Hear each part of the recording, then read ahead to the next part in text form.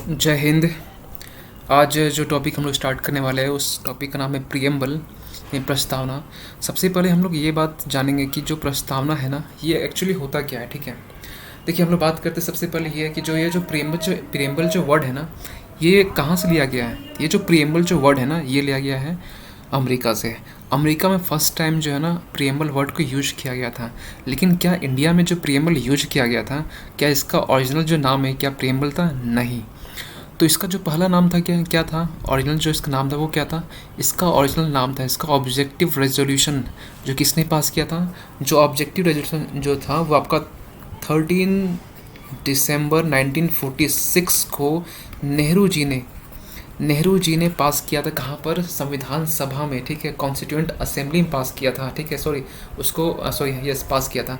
अब सवाल ये उठता है, जब इन्होंने पास किया तो पास करना बड़ी बात नहीं है, इसको अडॉप्ट करना, इसको पास करके अडॉप्ट करना बड़ी बात है। ठीक है, तो जब इन्होंने पास किया 13 को, फाइनली ये जनवरी में 1947 में इसको अडॉप्ट भी कर लिया गया।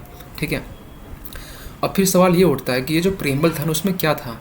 प्रेम्बल में बेसिकली ये था कि इंडिया में जो भी संविधान जो बनने वाला था, ठीक 1946 की बात कर रहे हैं, जो संविधान बनने वाला था, सभा बन चुका था।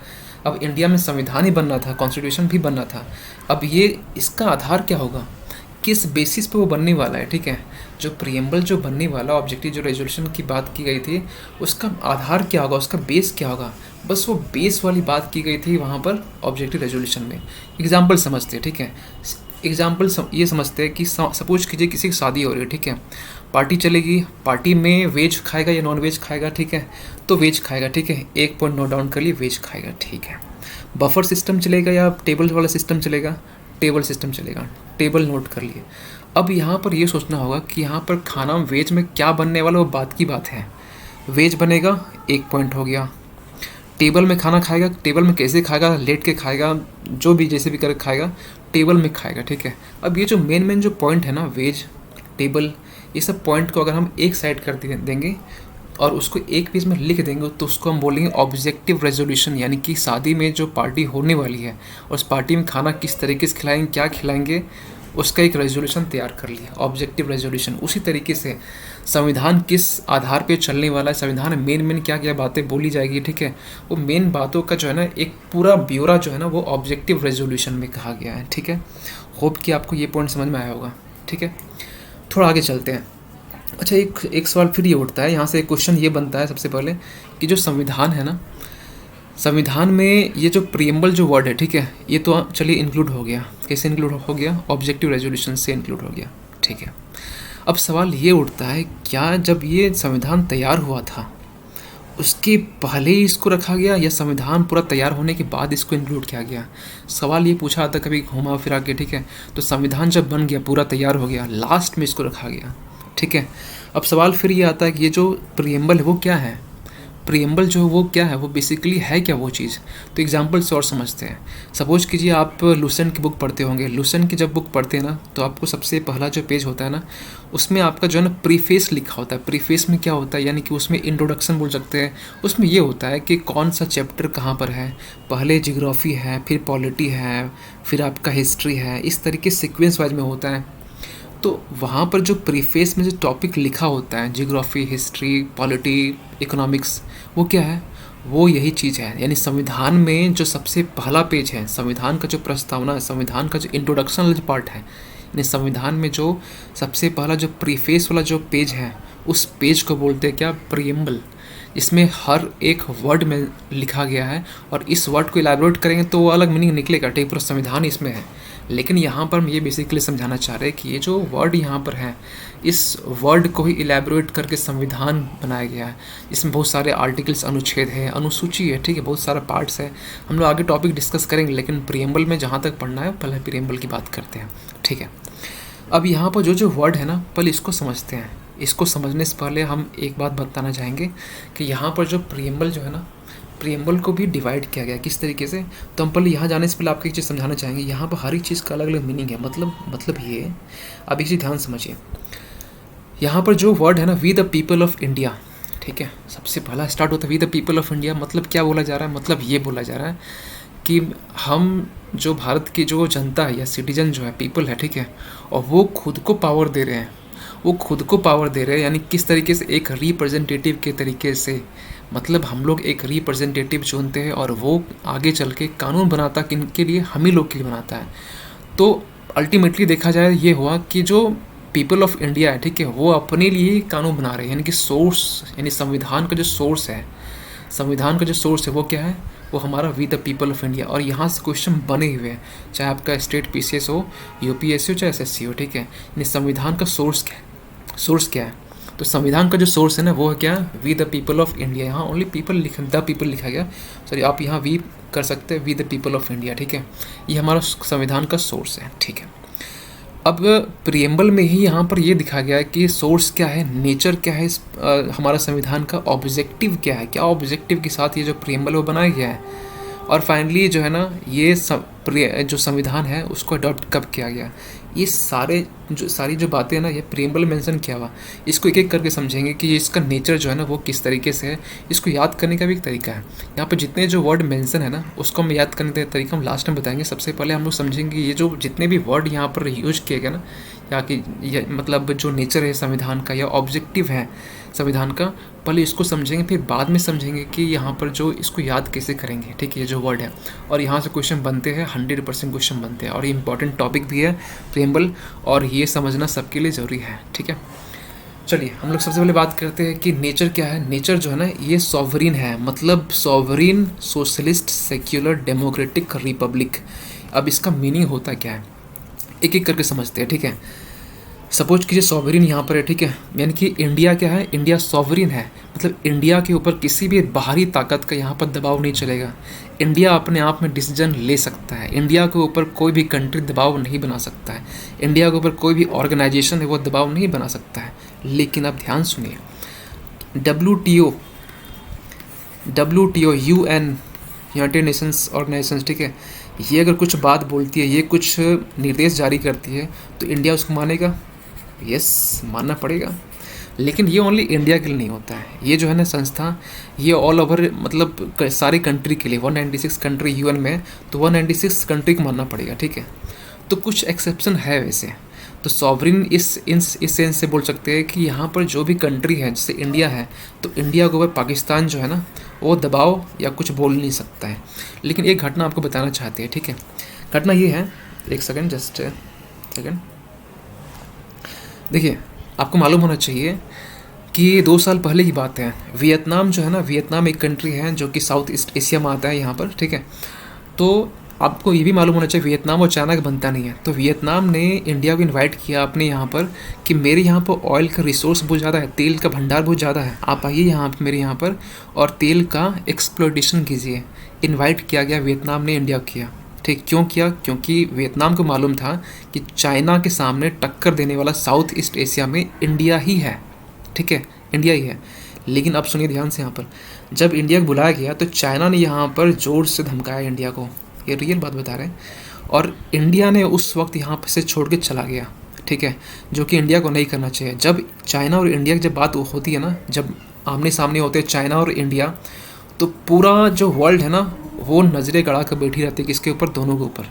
आपको मालूम डोकलाम इशू हुआ, ठीक है, और अभी जो लद्दाख वाला जो इशू हुआ, तो यहाँ पर यूएसए कुछ नहीं बोलता है। यूएसए को मालूम है कि यहाँ पर वो खास कर देखना चाहता है इंडिया यहाँ पर कितना स्ट्रांगली वो अटैक करता है, कितना स्ट्रांगली वो खड़ा रहता है, ठीक है। क्यों, क्योंकि उसको एक पार्टनर चाहिए चाइना से लड़ने के लिए। तो यहाँ पर सब लोग, चाहे यूएसए हो, ऑस्ट्रेलिया हो, सब लोग खड़े होकर देखते हैं। तो यहाँ पर खासकर जब चाइना और इंडिया सामने सामने होता है तो पूरा जो है ना वर्ल्ड जो है ना दर्शक बन जाता है कि क्या इंडिया रिएक्ट करेगा। जब यहाँ पर चाइना ने इंडिया को यहाँ से खदेड़ के भगाया, ठीक है, तो यही काम इंडिया को करना चाहिए। जब श्रीलंका में यहाँ पर श्रीलंका पोर्ट सिटी वो बना रहा है चाइना, तो उसको भगाना चाहिए कि मेरे पड़ोसी वाले कंट्री में तुम क्या कर रहे हो। लेकिन यहाँ पर इंडिया ने कुछ नहीं किया। तो ये जब ये हुआ ना हादसा, जब चाइना ने इनको भगाया इंडिया वाले को, तो उस समय बहुत किरकिरी हुई थी इंडिया की। 2 साल पहले की ये बात है। लेकिन अभी ऐसा नहीं है, इंडिया खुल के अपोज कर रहा है, खुल के खड़ा हुआ है, ठीक है। आपको मालूम है कि जो लद्दाख वाला जो रीजन है ना, वहाँ पर लगभग जो 6-7 जो पॉइंट है ना जहाँ पर आमने सामने लोग हैं इंडिया चाइना, वहाँ पर ओनली एक जगह जहाँ पर है देपसांग वैली है, ठीक है, वहीं पे इंडिया चाइना आमने सामने। बाकी हर जगह से इंडिया और जो चाइना अपना जो सेना पीछे कर चुकी है, ठीक है। तो ये क्या है, ये हम इसलिए समझाना चाह रहे हैं क्योंकि आपको मालूम चले सॉवरेनिटी होता क्या है। अगर आसपास के कंट्री में भी अगर दूसरा कंट्री कुछ करना चाह रहा है, इंफ्रास्ट्रक्चर बिल्ड करना चाह रहा है, तो यहाँ पर जो पहला जो कंट्री है ना वो ऑब्जेक्शन कर सकता है, ठीक है। सॉवरेनिटी वहाँ भी हनन होता है, लेकिन इनडायरेक्टली तरीके से, ठीक है। चलिए आगे थोड़ा बढ़ते हैं। आगे जो है ना नेक्स्ट पॉइंट है सोशलिस्ट। सोशलिस्ट में क्या है? सोशलिस्ट में ये है कि सपोज कीजिए एक बात आपको बताना चाहते हैं। सपोज जस्ट अ सेकेंड, हाँ यस।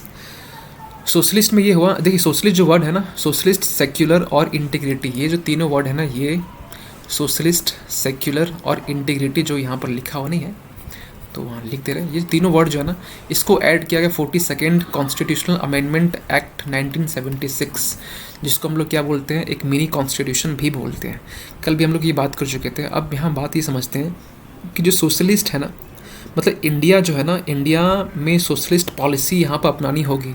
मतलब ये मतलब समाज की सेवा। एग्जाम्पल समझते हैं, इंडिया में क्या है, इंडिया में जो एजुकेशन है, हेल्थ है, एग्रीकल्चर है, अब या फिर कुछ वुमेन एम्पावरमेंट है, ठीक है, इसको बढ़ावा देने के लिए सरकार पॉलिसी लेके आएगी और सरकार इसको प्रमोट करेगी। किस तरीके से? सोशलिस्ट तरीके से। अब ये जो तरीका कहाँ से लिया गया? जो सोशलिस्ट तरीका है वो लिया गया यूएसएसआर से, यानी कि अभी का वो क्या है, अभी का वो रसिया है, ठीक है। यानी कि इंडिया है अपने कंट्री में वो समाज का से जो सोशलिस्ट पॉलिसी है वो लेके आएगी। किसके लिए? तो एजुकेशन को बढ़ावा देने के लिए, हेल्थ को इम्प्रूव करने के लिए, एग्रीकल्चर को बढ़ावा देने के लिए, या फिर वुमेन के एम्पावरमेंट के लिए, ठीक है।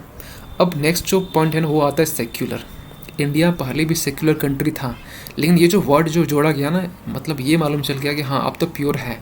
पहले ऐसा कोई लिखित कोई दस्तावेज नहीं था, लिखित कोई चीज़ नहीं था, हाँ, लेकिन कहीं ना कहीं आर्टिकल 14 इक्वलिटी की बात करता है, 25, 26 कहीं ना कहीं ये बात करता है सेक्युलर का, ठीक है। यहाँ से भी बात निकल के आती है जो सेक्युलर कंट्री है। लेकिन आपको ये समझना पड़ेगा यहाँ पर कि ये जो वर्ड है ना सेक्युलर, यहाँ इसका बेसिकली मीनिंग क्या होता है? इसका मीनिंग ये होता है कि जो भी इंडिया में धर्म है, चाहे हिंदू हो, मुस्लिम हो, जैन हो, ईसाई हो, यहाँ पे कोई कंट्री सुप्रीम नहीं है। सारे जो धर्म है ना वो इक्वल है। यानी यहाँ पर मेजोरिटी में अगर हिंदू है तो हिंदू भी यहाँ पर सुप्रीम नहीं है। सारे धर्म इक्वल हैं, सारे धर्म को एक समान से ट्रीट किया जाएगा।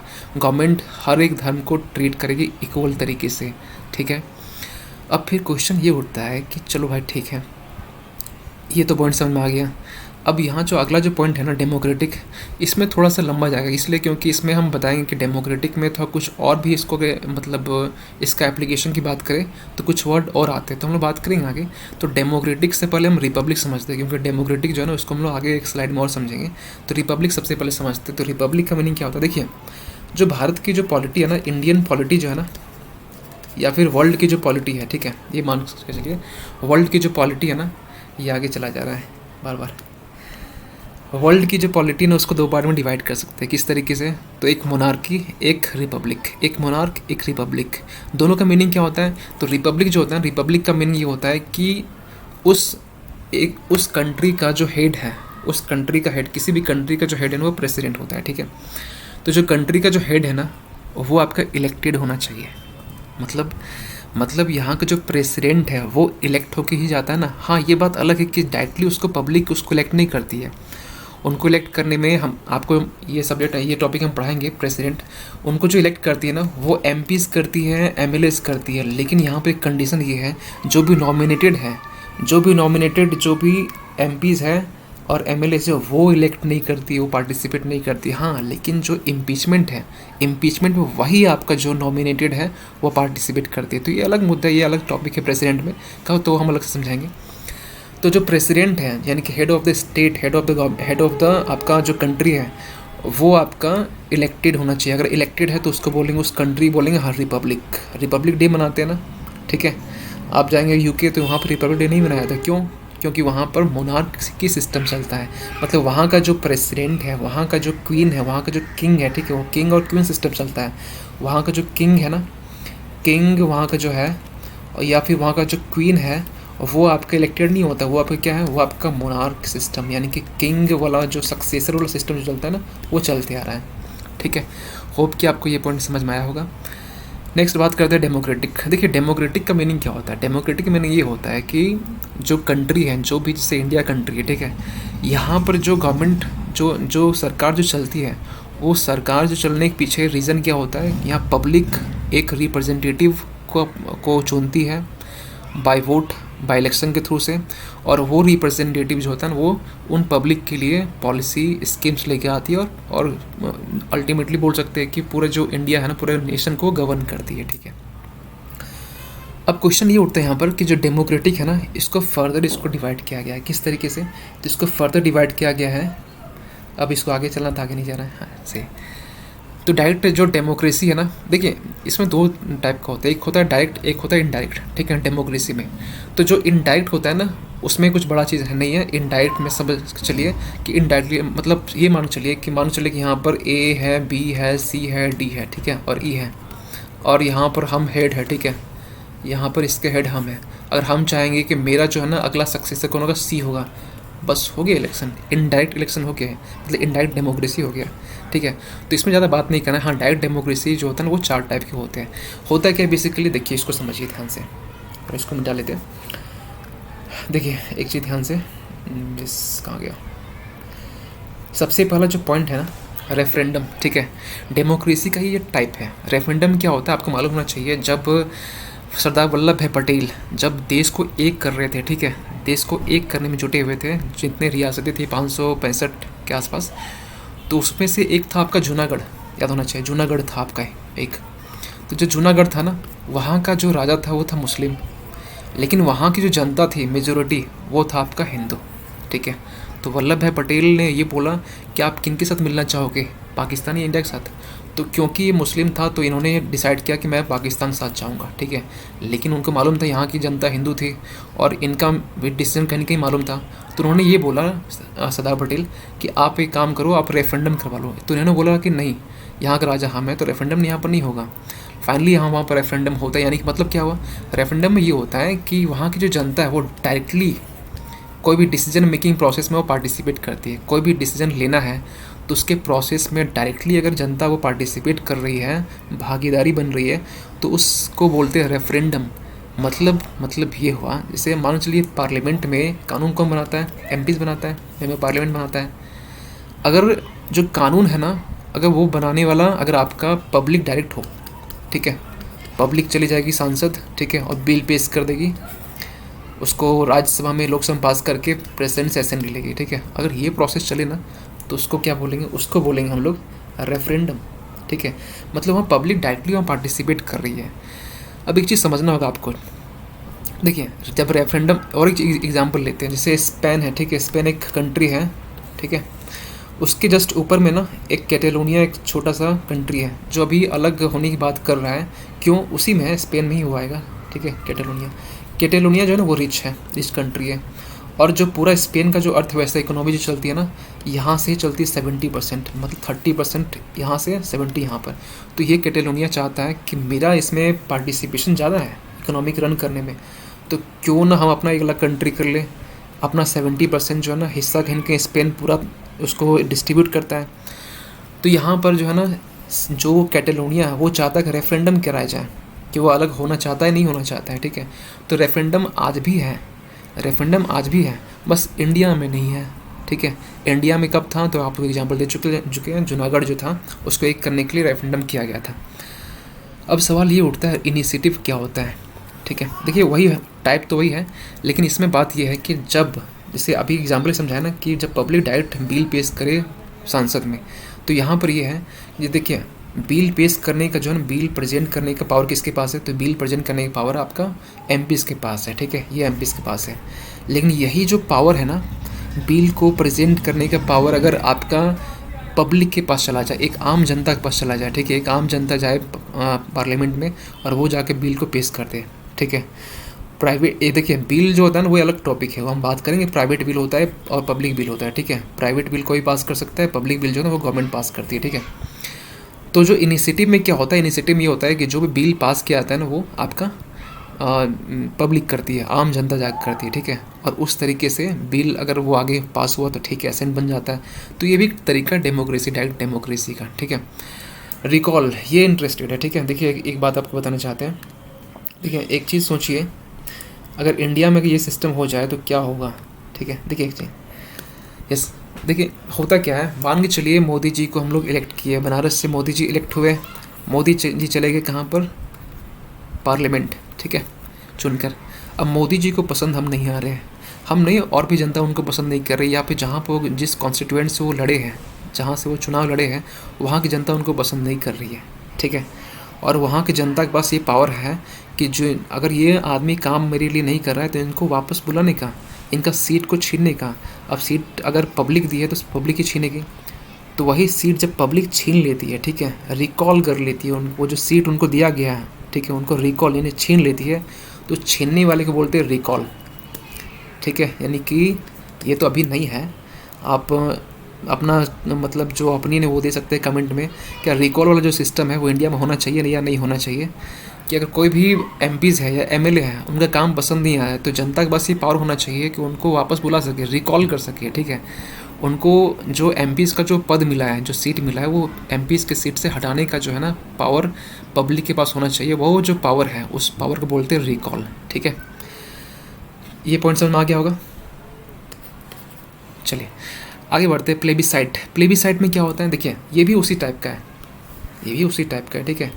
इसमें बस डिफरेंस इतना ही होता है कि यहाँ पर जो है ना पब्लिक यहाँ भी पार्टिसिपेट करती है, किस में, तो डेमोक्रेसी में। किस तरह का, तो डायरेक्ट डेमोक्रेसी में करती है। देखिए ये ना थोड़ा सा किससे मिलता जुलता है, ये रेफरेंडम से ही मिलता जुलता है। ये रेफरेंडम और प्लेबिसाइट, इसमें क्या होता है, इसमें थोड़ा सा फोर्सफुली होता है, बस इसमें फोर्स का यूज किया जाता है, इसमें फोर्स का यूज नहीं किया जाता है, बस डिफरेंस इतना ही। इसमें फोर्स का यूज किया जाता है, इसमें फोर्स का यूज नहीं किया जाता है, और कुछ भी नहीं। इसमें प्रेशर दिया जाता है, इसमें प्रेशर दिया नहीं जाता है, ठीक है। होप कि ये पॉइंट आपको समझ में आया होगा। नेक्स्ट जो है ना और ये पॉइंट यहाँ पर है, इसे हम लोग बात कर चुके हैं यहाँ पर नेचर, ठीक है। और हम लोग नेक्स्ट बात करेंगे ऑब्जेक्टिव। हम लोग नेचर बात कर चुके हैं, नेचर क्या क्या नेचर है, ऑब्जेक्टिव क्या क्या है ना, वो हम लोग बात कर लेते हैं।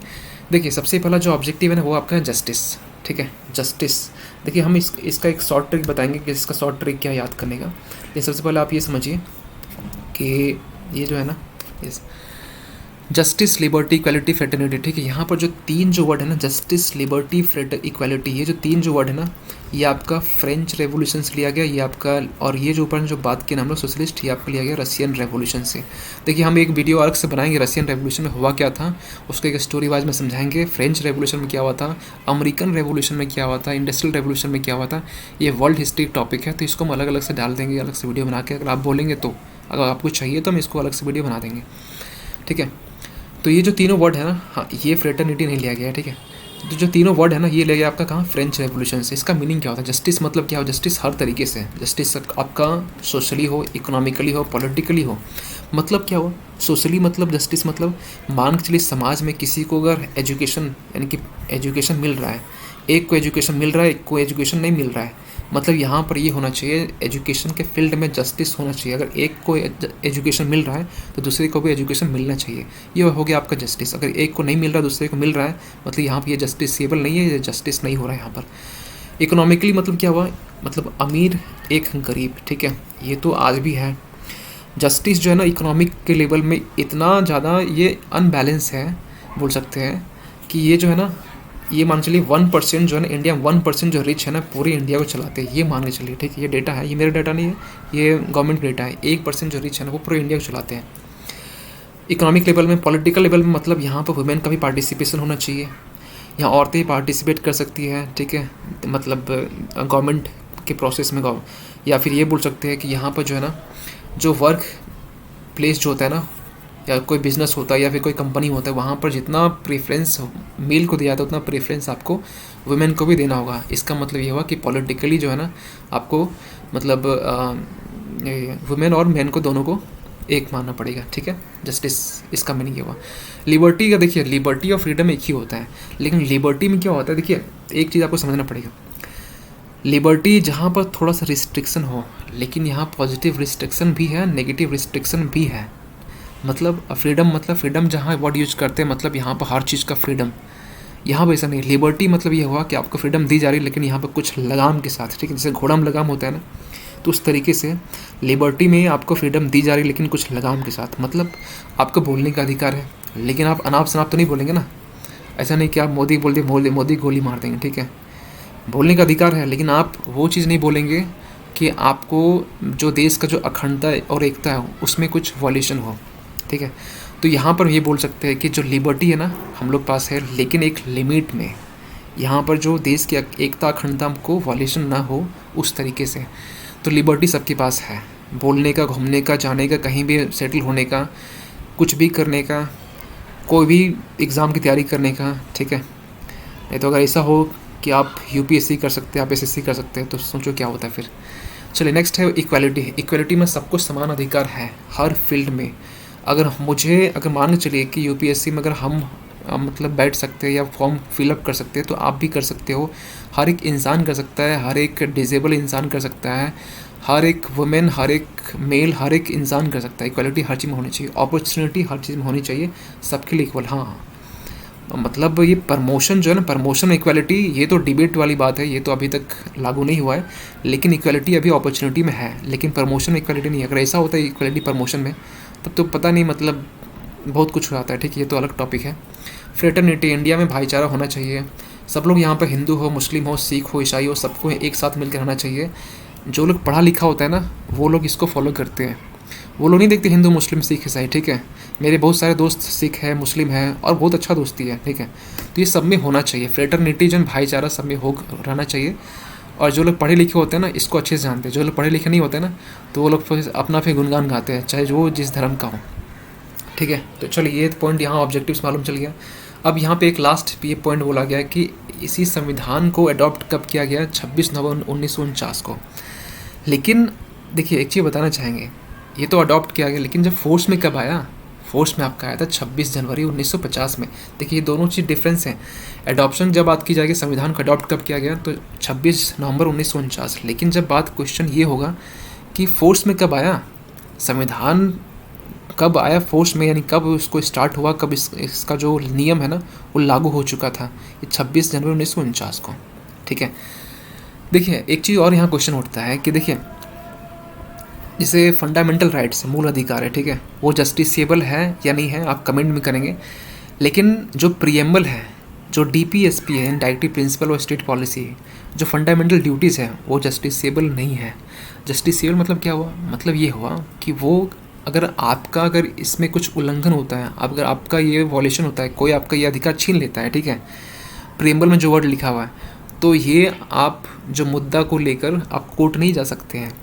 अगर आपका कोई प्रियम्बल में जो वर्ड है अगर वो आपको उल्लंघन होता है, यानी कि प्रियम्बल जो है ना, प्रियम्बल में कुछ वॉल्यूशन होता है, तो ये आपका जस्टिसेबल नहीं है, नॉन जस्टिसेबल, ठीक है। मतलब सिंपल सी बात ये है कि जैसे फंडामेंटल राइट्स में आपका अगर कुछ वॉल्यूशन होता है, राइट टू फ्रीडम में अगर आपका राइट टू इक्वलिटी वॉल्यूशन होता है, उल्लंघन होता है, तो आप जा सकते हैं सुप्रीम कोर्ट, हाई कोर्ट, मतलब वो जस्टिसेबल है। क्वेश्चन यहाँ से बनते हैं, क्वेश्चन आपसे पूछे गए हैं, सिंपल क्वेश्चन पूछे गए कि एक क्वेश्चन ये था कि जो फंडामेंटल ड्यूटीज़ है वो आपका जस्टिसेबल है या नहीं है, ठीक है। ऑप्शन ये था जस्टिसेबल, नॉन जस्टिसेबल, या फिर और कुछ ऑप्शन था उसमें दो और।